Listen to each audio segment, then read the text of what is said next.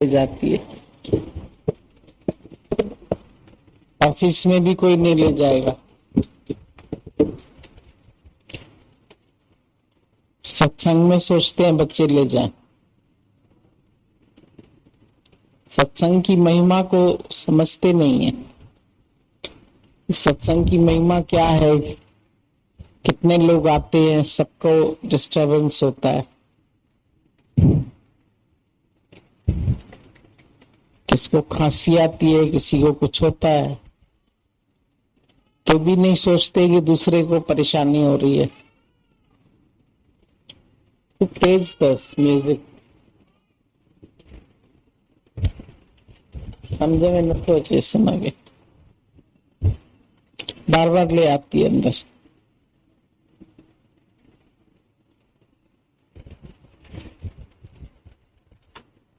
क्या आया समझ में?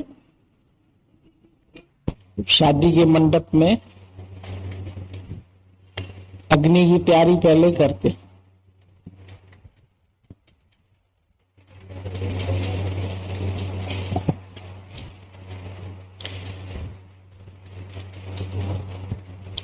अगन तो खुद को लगानी पड़ती है ना,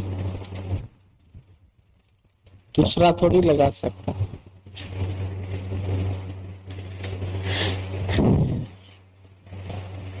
और क्या पूछना है?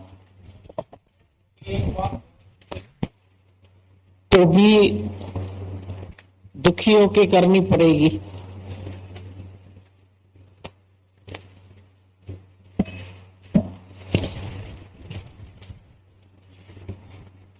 गलती नहीं होती है, लेकिन चाहिए तो गलती होती है। कुछ न कुछ तुमको चाहना है जो तुमको भिखारी बनाती है। वांट मेक्स अस बेगर।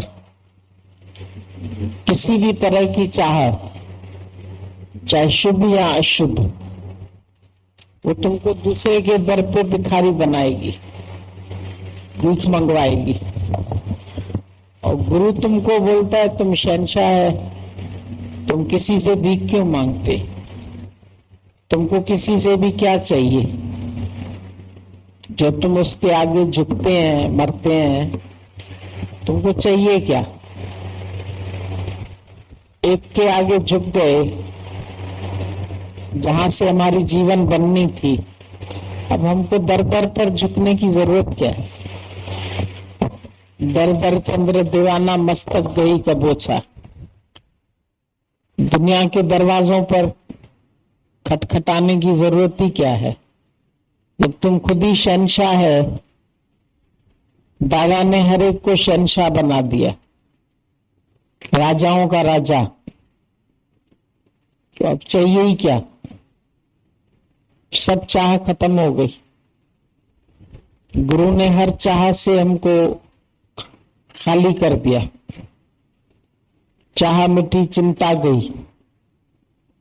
जब चाह गई तो फिर उसके साथ साथ चिंता भी चली जाती है।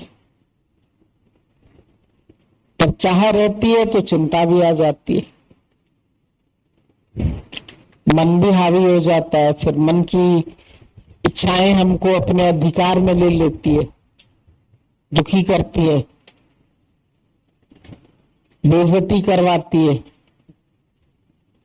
जब तुम चाहना के अधीन होते हैं, अभी जैसे पराशर ऋषि की बात कह रहे थे, तो पराशर ऋषि का नाम एक चाहना के कारण बदनाम हो गया। इतना उसकी पहुंच थी, इतनी विद्या सिद्धियां भी हासिल की, इतना परिश्रम भी किया।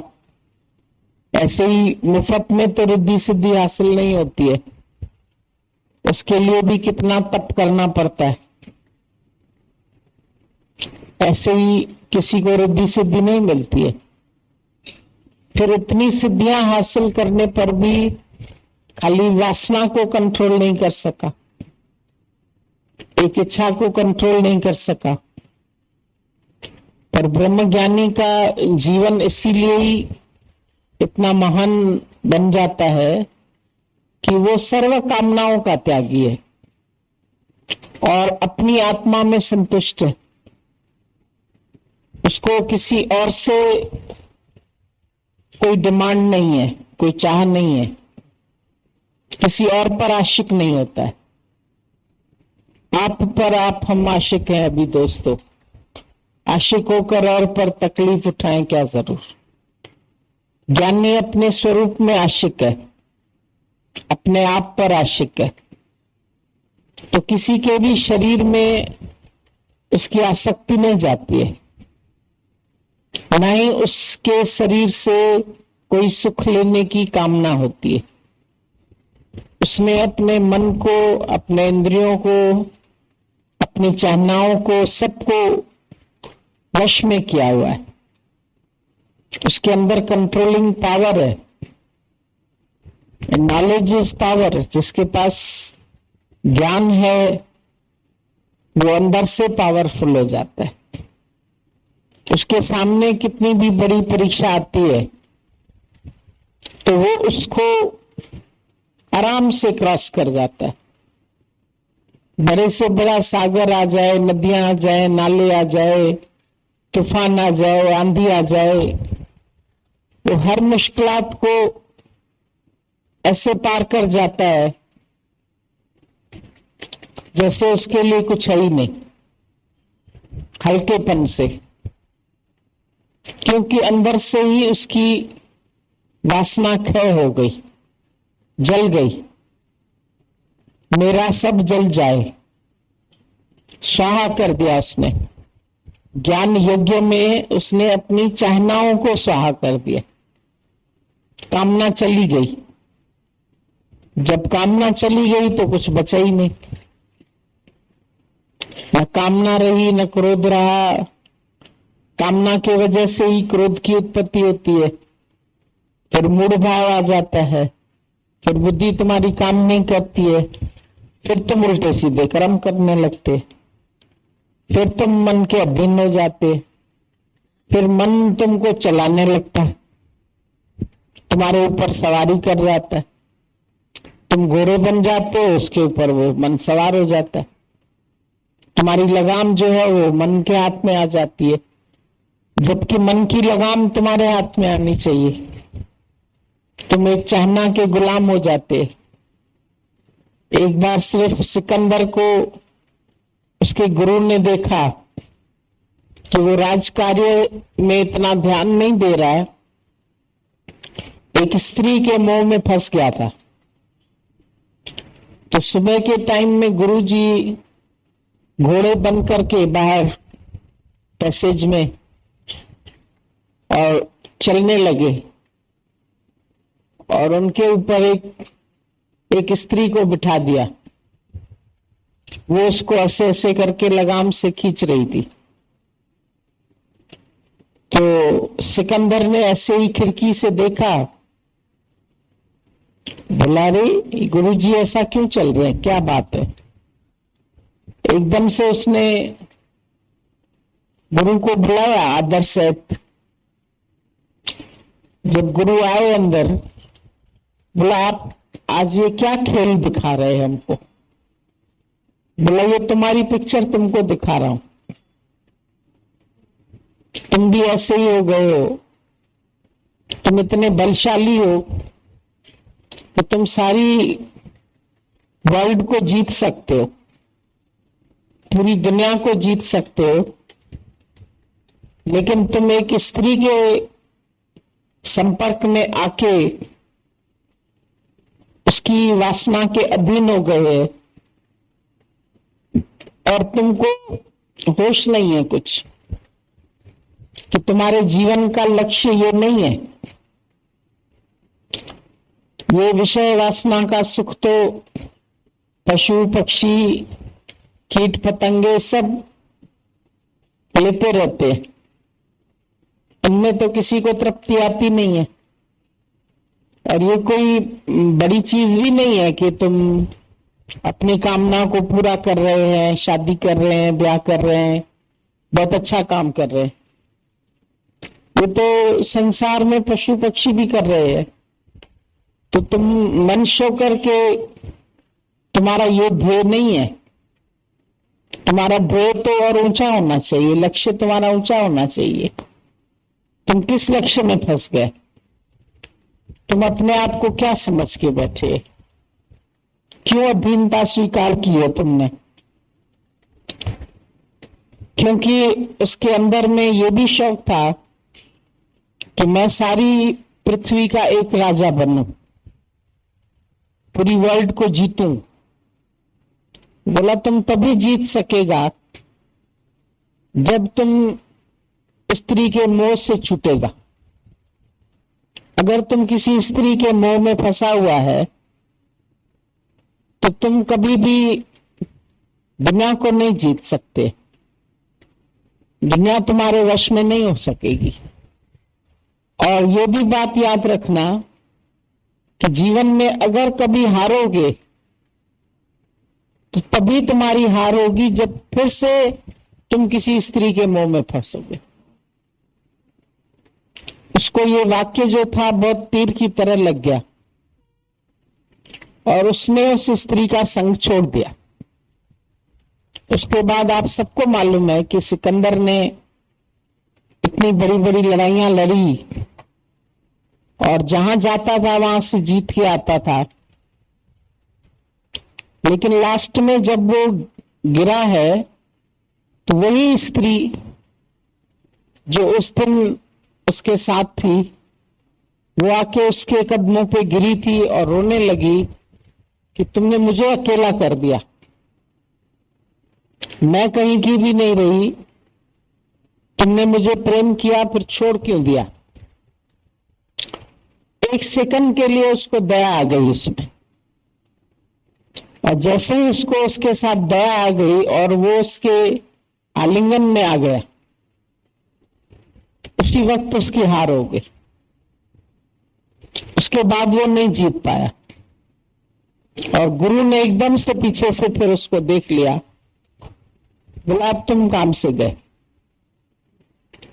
जिस दिन तुम इस एक स्त्री के मोह में फंस गए उसके बाद तुम अब कभी विजय प्राप्त नहीं कर सकोगे। तो एक मोह का जाल इंसान को कहां से कहां गिरा देता है।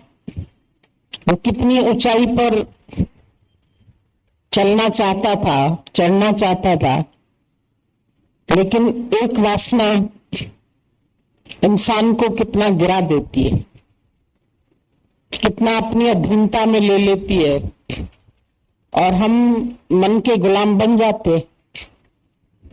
पर वहीं पर हम देखते हैं कि एक ब्रह्मज्ञानी है जो अपने मन इंद्रियों को काबू कर लेता है, तो उसको यह भी चाह नहीं है कि मैं पूरी वर्ल्ड को जीत लूं, लेकिन पूरी दुनिया उसके आगे झुकती है,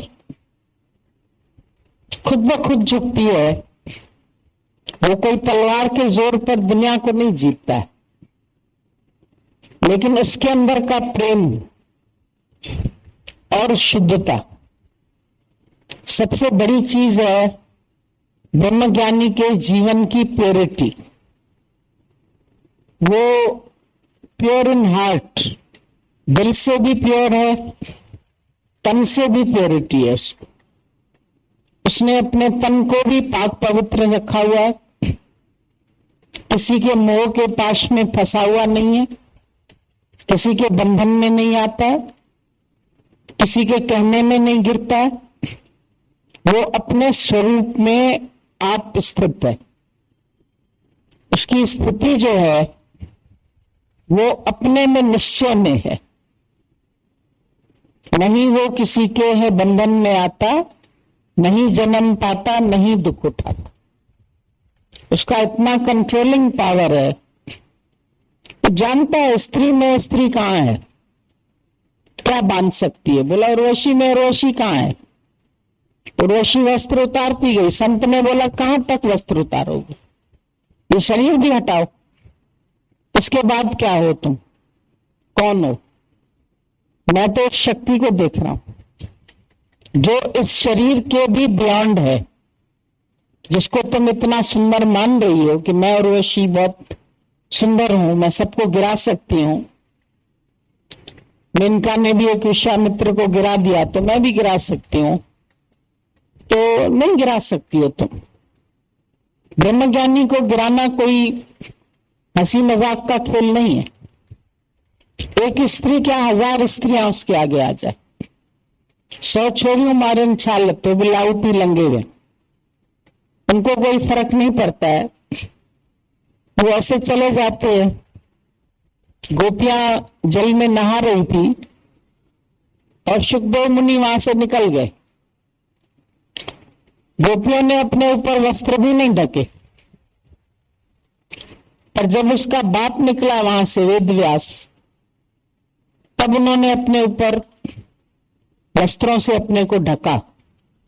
तो लोगों ने बोला वो तो उम्र में भी बड़ा है, बुरा है, और सुखदेव तो जवान लड़का था, तो तुम लोगों को उससे बोला, वो इस तरफ उसकी दृष्टि ही नहीं थी, वो इस वासना को जानता ही नहीं है, वो इतना पवित्र है, उसकी नजरों में ही पवित्रता है, उसकी नजर में कोई स्त्री नहीं है, कोई पुरुष नहीं है, कोई माया नहीं है, कोई आकर्षण नहीं है किसी के प्रति। मेरे अंदर का आकर्षण मेरे को कहीं किसी और खींचता है, पर जब मेरे अंदर में किसी चीज के प्रति कोई राग नहीं है, ज्ञानी ने अपने राग को जीत लिया, इसीलिए वो वैरागी है।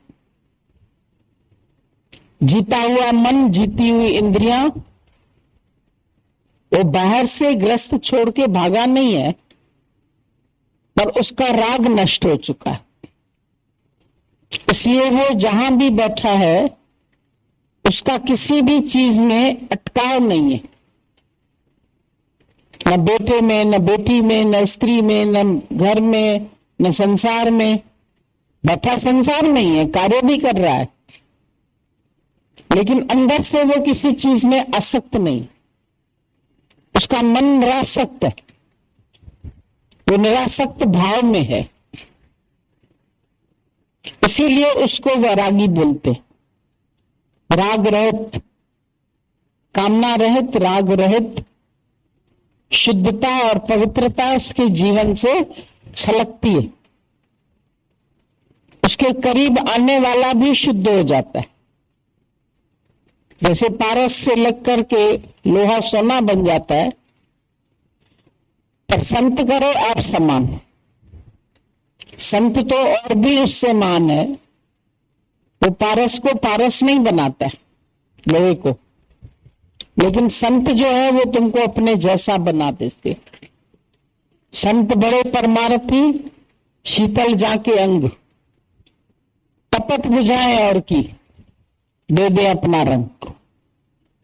उनके अंदर तपिश नहीं है, माया की आग नहीं है, संसार की आग नहीं है, वासनाओं की आग नहीं है, कामना की आग नहीं है, उसकी आग शीतल हो चुकी है, इसीलिए उसका स्पर्श भी शीतल है। दुनिया वालों का स्पर्श जो है वो आग लगाने वाला होता है, उनके स्पर्श में भी वासना भरी पड़ी है, लेकिन ब्रह्मज्ञानी जिसके ऊपर हाथ भी रख देता है तो वो खुद शीतल हो जाता है, उसके अंदर के विकार भी भस्म हो जाते। भस्म आप उठाते हैं तो ठंडी लगती है, आग उठाएंगे तो गर्म लगेगी, आग के बाद भस्म बनती है, राख बनती है। तो ब्रह्मज्ञानी ने अपने वासनाओं को जला के भस्मीभूत कर दिया। आप देखो संत लोग भस्म का टीका लगाते हैं, मतलब भस्म के अंदर अब आग नहीं बची तो वो माथे का टीका बन सकती है, इतना भस्म का महत्व हो जाता है। कई लोग भस्म दे भी देते हैं प्रसाद रूप से, यहां तो गुरु कुछ नहीं देता है, लेकिन वो अपना जीवन का आदर्श तुमको जरूर दिखाता है। उसकी कोई किताब नहीं आपको बढ़ा सकती है, किताब तो आप यहां से ले लोगे, जाके अपने घर में अलमारी में रख दोगे, पढ़ने की फुर्सत किसी को नहीं है, अभी बिजनेस में जाना है, अभी काम में जाना है, अभी इससे मिलना है, अभी इससे मिलना है। फिर अगर ये निष्काम शुरू होता है तो ये भी माँ बिजी कर देता। सारा दिन इसमें भी, इसके यहाँ शादी, इसके यहाँ पार्टी, इसके यहाँ बर्थडे, इसके यहाँ ये भी एक अवमाया शुरू हो गई है। ये भी एक बड़ा जी का जंजाल है। हम तो कहते हैं इससे भी विरक्त हो जाओ। ये भी फंसाने वाली है माया। ये भी छुड़ाने वाली नहीं है कि हम बड़े निष्कामी हैं, हम किसी को प्रसन्न करने जा रहे। टाइम वेस्ट होता है। वहां किसको फुर्सत नहीं है सत्संग सुनने की। बच्चे खुश हो रहे हैं, अपना केक काट रहे हैं, हैप्पी बर्थडे कर रहे हैं, उसमें हमारा क्या प्रयोजन है जाने का। खाना पीना उल्टा सीधा, शादियों में जाओ, ब्याह में जाओ, इसमें जाओ, टाइम वेस्ट होता है। ज्ञानी को क्या जरूरत पड़ी है टाइम वेस्ट करने की। वो अपने आत्म आनंद में ही मगन रहता है। उसकी अपनी प्रीति आत्मा से ही है, अपनी संतुष्टि अपनी आत्मा से ही। ब्रह्मज्ञानी का भोजन ज्ञान। ब्रह्मज्ञानी का भोजन में 36 प्रकार के व्यंजन बना के उसके आगे रखो, हम खुश करते हैं गुरु को। आज हमने गुरु का भोजन किया है, गुरु के लिए हम खीर भी बनाते हैं, हम पकौड़ा भी बनाते हैं, हम चीज भी बनाते हैं, ये भी बनाते हैं। उसको इन सब चीजों की आवश्यकता कहाँ है? उसको जरूरत ही नहीं है। गरिष्ठ भोजन वो खाता ही नहीं है। तुम गरिष्ठ पकवान बना के रखेंगे, उसके लिए सब व्यर्थ है। तो कोई चीज टच भी नहीं करता है।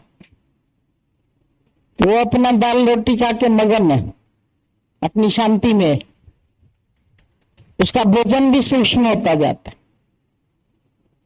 उसके लिए इन सब पकवानों की और इस सब चीजों की जरूरत ही नहीं है। उसको इनसे खुश नहीं कर सकते। हमने इन्विटेशन कार्ड दे दिया, हमने शादी का बुलावा दे दिया, हमने इनको बर्थडे का बुलावा दे दिया, पार्टी का बुलावा दे दिया, आपने टाइम वेस्ट करने का बुलावा दिया। जरूरत ही नहीं है इन सब चीजों की। कहीं भी जाने आने की भी जरूरत नहीं है। वो जानता है जो पेशेंट होगा आप ही डॉक्टर के पास पहुंच जाएगा। जिसको जरूरत होती है, आज किसी को मालूम है भाई हमको कैंसर है, हमें बॉम्बे में इलाज मिलेगा, वहां पर टाटा हॉस्पिटल अच्छी है, तो अपना किराया खर्च के भी जाते हैं उधर जाके ऑपरेशन कराते हैं। भले चीर फाड़ होती है, वहां पर रहने की जगह नहीं होती है तो धर्मशालाओं में रहते हैं, कहीं ना कहीं रह के अपना स्थान बनाते हैं। तो जिसको जरूरत ज्ञान की होती है वो कहां से भी आके रहेगा, बैठेगा, अपना ज्ञान लेके जाएगा। हमको लोग बोलते हैं आप चलिए हमारे शहर में। हमने बोला जिसको जरूरत होगी वो पहुंच जाएगा। फूल खिलता है, उसकी खुशबू फैलती है।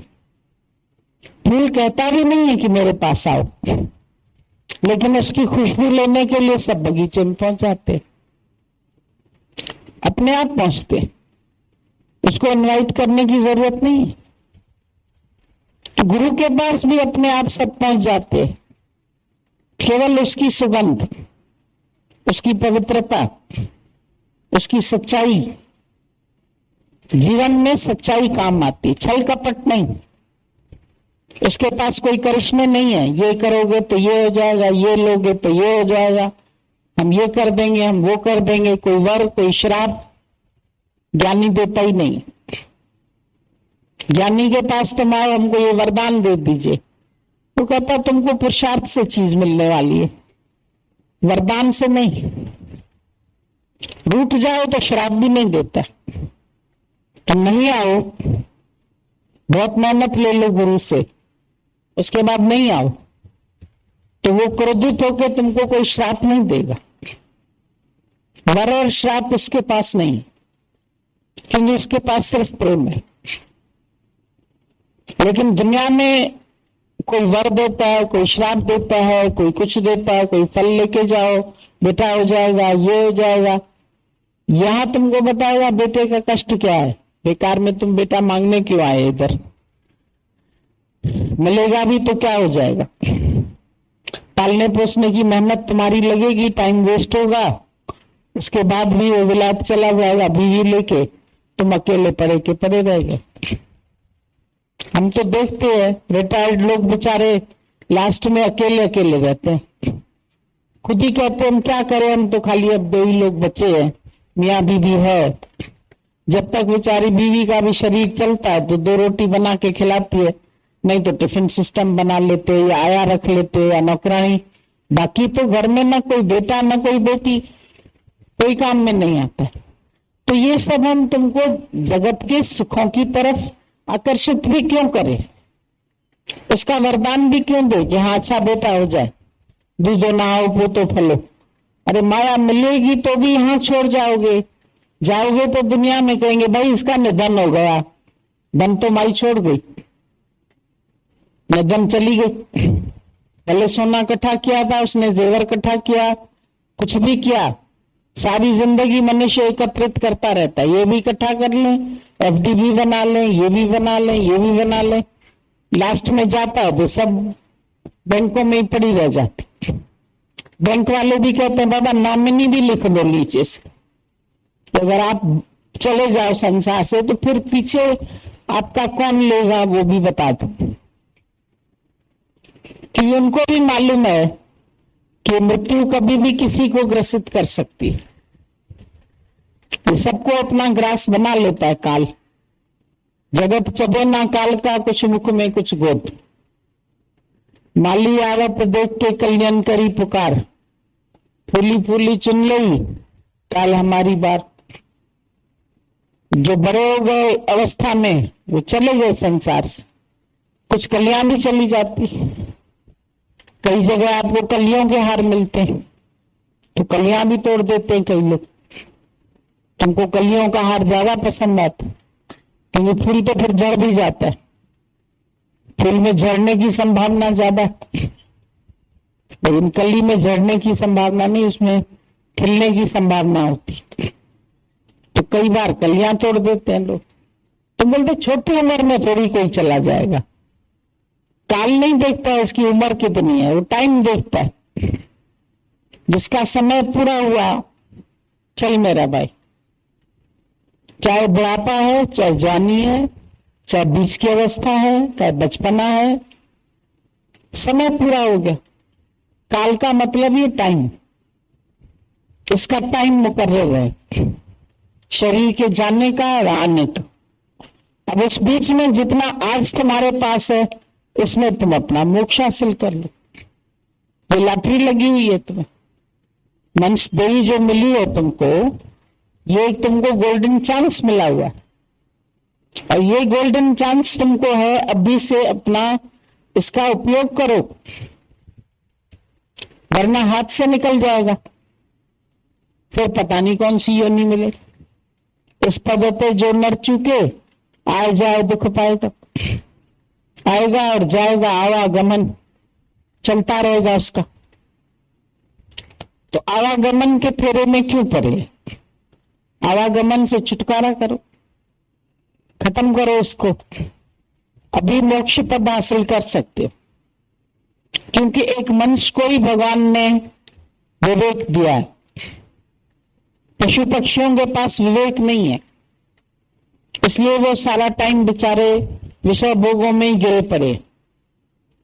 उनको नहीं मालूम है कि इससे हम बच भी सकते या छूट भी सकते, पर तुमको पता है तुम छूट सकते, तुम्हारे हाथ में है छूटना।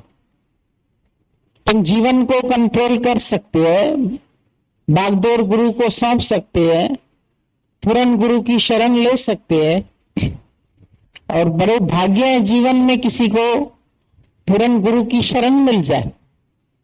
बाकी तो गावे गावे हो फिरा संतन बड़ा सुकार, बहुत सारे संत है दुनिया में, पर जिस दी तलब आसानो उसका बड़ा डुकार। वो अकाल पड़ा हुआ, सच नहीं मिलता। हर जगह माया का व्यवहार, हर जगह लेन देन, हर जगह समझौता करो उनके साथ, उनकी शर्तों के हिसाब से चलो।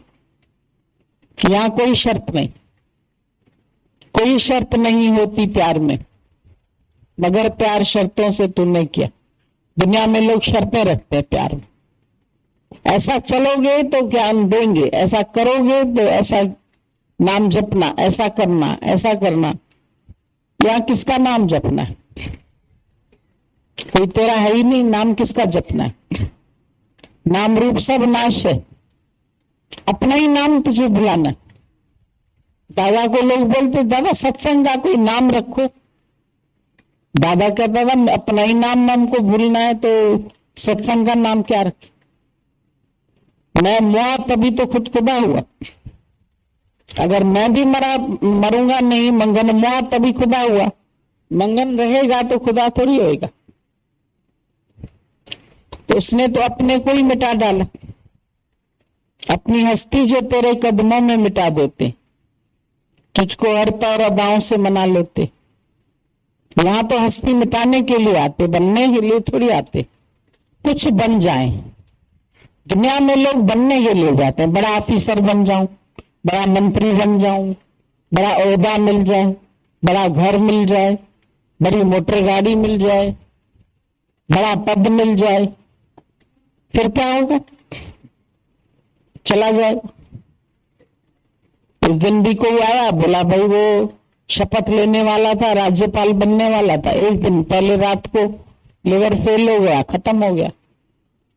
कौन कौन शपथ ले? अब है ही नहीं, शपथ लेने वाला ही मर गया, कुछ बचा ही नहीं। कहां तो इतने करोड़ों मिलने वाले थे, अब उसको कुछ भी नहीं मिलेगा, ना उसकी फैमिली को मिलेगा।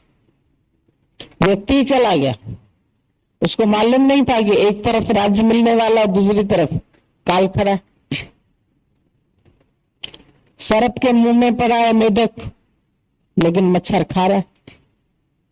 इंसान भी काल के मुख में पड़ा है और विषय रूपी मच्छर खा रहा है।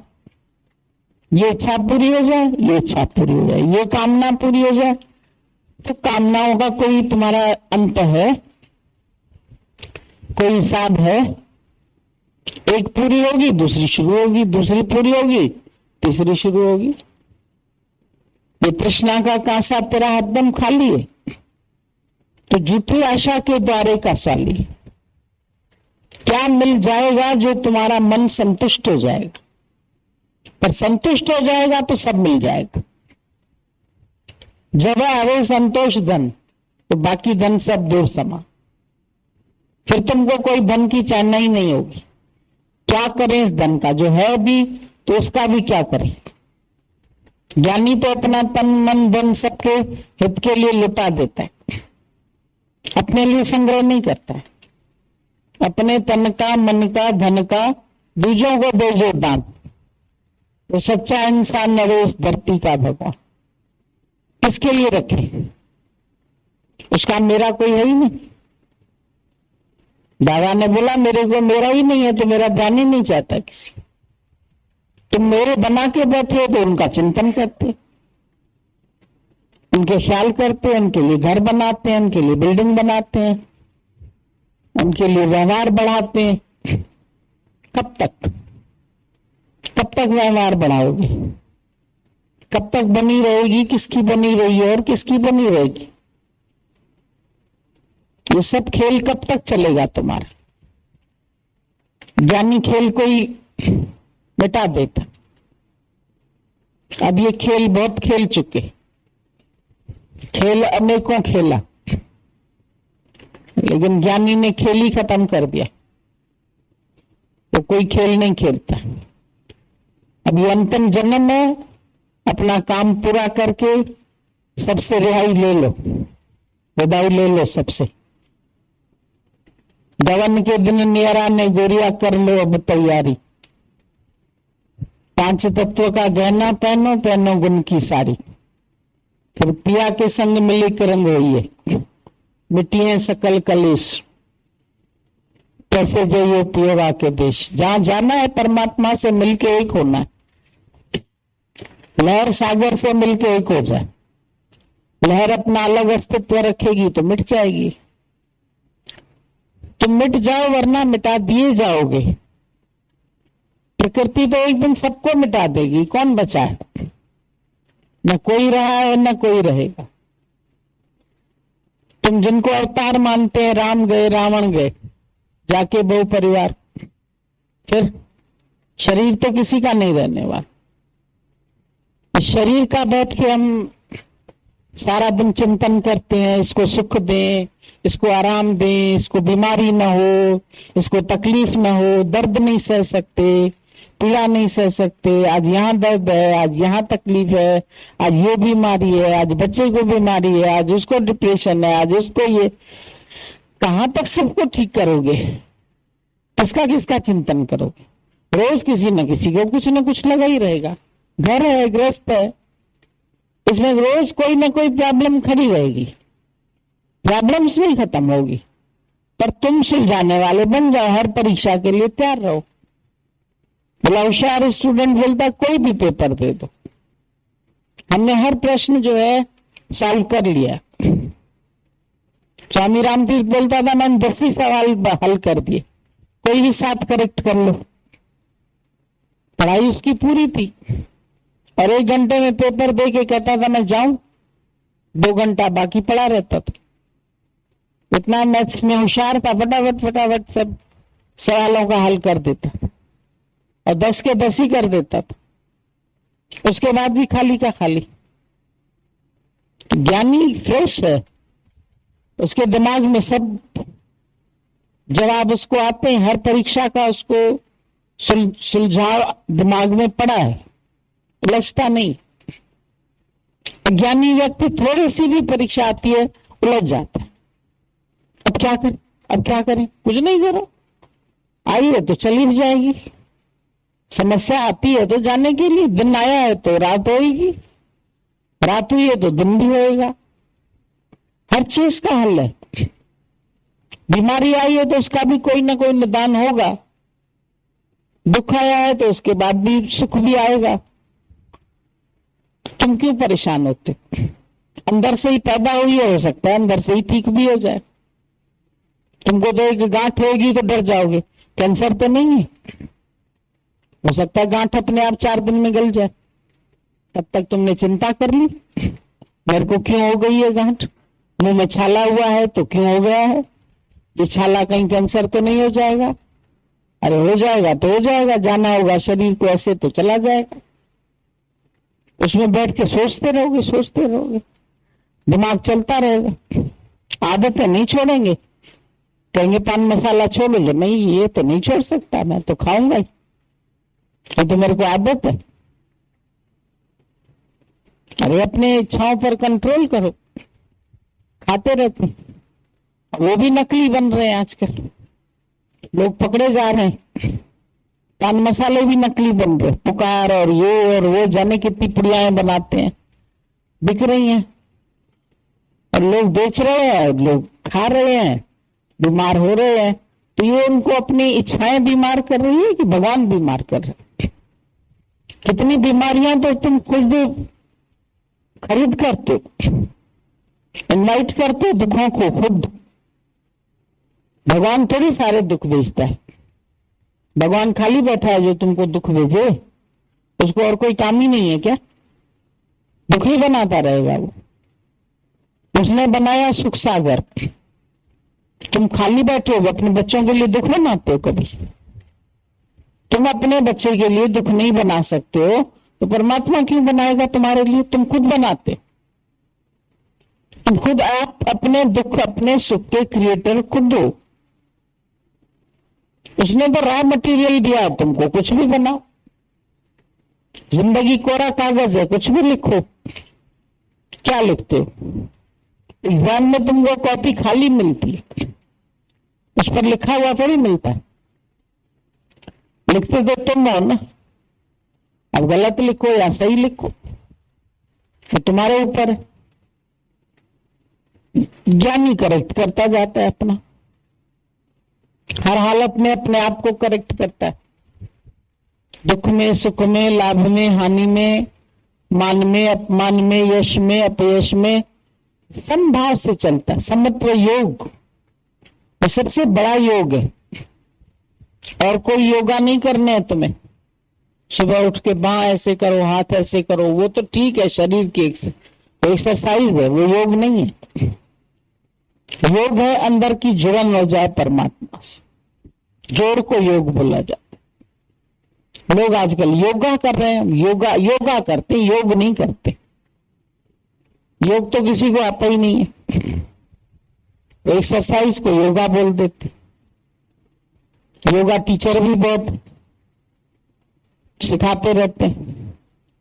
तो ठीक है, इससे तुम्हारा स्वास्थ्य कुछ ठीक रहेगा, किसी हद तक ठीक रहेगा, पर स्वास्थ्य के वैरी तो तुम खुद हो। गलत विचार कर करके स्वास्थ्य खराब करते हो, और फिर उसके लिए योगा करो, उसके लिए दवाइयां खाओ, उसके लिए डॉक्टर घूमो, उसके लिए जाओ सिद्धों के पास, पीरों के पास भीख मांगो, हमारा ये ठीक कर दो, हमारा वो ठीक कर दो। कितने चक्कर काटते हैं। वो भी पैसे ऐंठते रहते हैं, इतनी बड़ी पूजा करवाओ, तेरे घर जिन्न लगाए, तेरे घर भूत लगाए। हमको जो जब कोई आके बोलता है उसको जिन्न लगाए, उसको भूत लगाए। हमने कहा मन के भूत के अलावा कोई और भूत है ही नहीं दुनिया में। तो 5 भूत का तो शरीर ही है तेरा, उस भूतों से कहां बचोगे। पंचभौतिक शरीर ही तो है सबका। बाकी भूत जिन्न आज दिन तक किसी ने देखे हैं क्या? कोई पकड़ के लेके ही नहीं आया। हमने कईयों को बोला है, जिसको लगा हो वो पकड़ के ले आओ भाई, हम भी उसका दर्शन कर ले। भूत आकर होता कैसा? वो टीवी सीरियल में देख लेंगे भाई, दांत ऐसे होते हैं उसके, वो काला होता है, उसकी चोटी ऐसी होती है, भयंकर होता है थोड़ा। तो इसको लग गया है, इसको ऊपरी हवा लग गई है। ये सब झूठ सच कौन तुम लोग के दिमाग में भरता? हवा आती है चली जाती, लग कहां जाती है हवा? ऊपरी हवा लग गई। कब्रिस्तान से निकल रहा था, हम लोग रोज कब्रिस्तान से निकलते। इधर भी कब्रिस्तान है, इधर भी कब्रिस्तान है। क्या करना है? उस कब्रिस्तान से डरना है? ज्ञानी रहता है अपनी मस्ती में, वो खुद मस्ती में रहते हैं, नहीं ऊंच नीच में बहते हैं। ज्ञानी अपने मस्ती में रहता है, अपने आनंद में रहता है। अपना आत्म आनंद किसी कीमत पे तुमको खत्म नहीं करना है। हम लाए हैं ब्रह्माकार वृत्ति गुरुद्वार से। गुरुद्वार से तुमको कोई और प्रसाद नहीं मिलता, ब्रह्माकार वृत्ति मिलती है। इस वृत्ति को रखना मेरे मनवा संभाल। देखना ये वृत्ति ब्रह्म से पलटा न खाए। पलटा खा जाती है तो दुखी होते। बेछोड़ अमीरस को विषय जहर न खाए, फिर जाके विषय का जहर खाते हो। विषय का नाम ही बना विष से, फिर भी विषय लेते समय सुख तुम बड़े मस्त रहते हो। 5 विषय विष के समान छोड़ दो। चाहते हो अष्टावक्र वाला ज्ञान, चाहते हो गीता का ज्ञान, लेकिन पहले उनको विष कहां समझते हो? गुरु ने कहा है विष, तुमने तो विष नहीं समझा। तुमको तो अच्छे लगते हैं, शब्द भी अच्छे लगते हैं। कोई प्रशंसा के शब्द कहे, कोई गाली न दे, कोई अपमान न करे, तो ये भी तो विषय है, ये भी विषय। प्रशंसा के शब्द करके कह के दादाजी बोलते थे, दुनिया के लोग तुम्हारी प्रशंसा करके जैसे गाय को घास खिला के उसका दूध ले लेते हैं रास्ते में। कभी कोई गाय चल के लौट रही है तो रास्ते में कोई पकड़ लेता है व्यक्ति, उसको हरी घास खिला के उसका दूध ले लेता।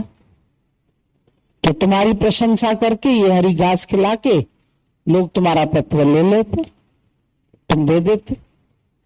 तुम अपना ब्रह्म ज्ञान छोड़ के फिर उनकी बातों में आ जाते। ये लोग भी सच कह रहे हैं, ऐसे थोड़ी है कि खाली इन्हीं के पास सच होगा। तो हम तो गारंटी से बोलते हैं, इसके अलावा कहीं सच है तो ले आओ, उसको लेके आओ हमारे पास। ये सच्चा आदमी है तो आए हमारे सामने, आते ही नहीं, हम नहीं जाएंगे इनके पास। क्यों? डर लगता है हमसे। हम लोग को हुआ थोड़ी है, डर लगता है। सच के सामने कोई टिक नहीं सकता। कबीर कसौटी राम की, जहां झूठा टिके न को। राम कसौटी सो सहे, जो मर जीवा हो। सो मरना पड़ेगा, इसलिए झूठा कोई नहीं आता। झूठे भाग जाते हैं, लड़ गए। जैसे पाकिस्तान में लड़ के आ गए नहीं इधर लोग, तो ऐसे लोग यहां से भी झूठे जो होंगे भाग जाएंगे। झूठा टिके न कोई। राम कसौटी सो सहे जो मर जीवा हो। यहां अपने मैं को मार के जिए, वो है राम की कसौटी। और कोई कसौटी नहीं है दूसरी। दूसरी कसौटियों में तुमको नहीं परखेंगे। एक ही कसौटी है, सच को जानो। सच मुझको मिल गया है दादा तेरी गली में। मैं तो सिर्फ रहूंगी सतगुरु तेरी गली में। समझ में आ गई बात। जब समझ गए अब उलझे क्यों? जब एक बार आपको पहेली समझ में आई, दोबारा आपसे कोई भी पहेली वो पूछेगा तो एकदम हाथ हम बताएं हमें आती। फिर वो पहेली नहीं रही। एक बार सुलझ गए फिर क्यों उलझे? जो खोया था सो पा लिया। अब तो दिल की गली में रौनक है, बाजार में जाकर क्या देखे? जब अपने अंदर ही रौनक है तो अब दुनिया में धक्के खाएं क्यों? कहीं भी जाने की जरूरत ही क्या है? हम लोग को बोलते हैं कोई ये बहुत बड़ा संत आया है, बहुत बड़ा गुरु आया है। मतलब बड़ा गुरु मतलब बहुत भीड़ आती है इसीलिए बड़ा है। बहुत भीड़ तो नेताओं के पास भी खड़ी है। कौन से सब बड़े हो गए। जितना नेता लोग झूठ करते हैं, ठगी करते हैं, पता नहीं कितनी लाशों पर अपना पदवी हासिल करते हैं, कितना वो मारकाट करते हैं अंदर अंदरूनी। ज्ञानी तो एक पत्ते को भी बेचारे को नहीं दुखी करता। खरीदा कख भी न निंद कख भी वडीवत। वो तो एक तनके को भी दुख नहीं देता है। किसी को अपशब्द नहीं कहता, किसी को गाली नहीं देता, किसी का अपमान नहीं करता है। तुम लोगों को तो क्रोध आएगा तो मार इसको, औरत को मार, बच्चे को मार। काय को मार रहे भाई? भगवान है वो। भगवान तुम्हारे सामने तुम्हारी सेवा कर रहा है, तुम उसको मारते, हाथ उठाते, स्त्री पर हाथ उठाते। कमजोर समझते हैं स्त्री को। क्यों हाथ उठाते हैं इसके ऊपर? दादाजी तो नाराज होते थे, तुम क्यों हाथ उठाते हैं इसके ऊपर? क्या गलती है उसकी? वो कभी तुम्हारे ऊपर हाथ उठाती है? वो बेचारी तो कहे पति परमेश्वर है हमारा, वो तुम्हें परमेश्वर माने और तुम उसको गाली दो, तुम उस पर हाथ उठाओ। बाबा को नहीं पसंद आता तो वो बहुत बनाओ। तुम भी ब्रह्म देखना शुरू करो, परमात्मा देखना शुरू करो। गाली गलौज क्यों देते? किसी को मन से, वाणी से, कर्म से दुखी करना तुम्हारा काम नहीं है। ज्ञानी किसी को नहीं तंग करता है, न मन से तंग करता, न वाणी से, न कर्म से। शब्द भी खराब नहीं बोलता। अगर उसी शब्द से तुम मीठा बोल सकते हो तो कड़वा क्यों बोलते हो? उसी से अच्छा स्वर निकाल सकते तो फिर गलत स्वर क्यों निकालते? और सही बजाना आना चाहिए। वीणा है जीवन में, जिसको बजाने आती है वो मधुर स्वर निकालता, नहीं बजाने आती तो क्यों क्यों करके दिमाग खराब कर देंगे। गुरु भी सिखाता है तुमको अपना जीवन कैसे बनाओ। बहुत सुंदर साज है।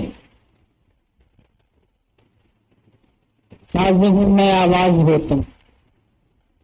आवाज है तुम्हारे पास परमात्मा, उस आवाज को प्रकट करो। काय जीव भाव की टाई टाई करके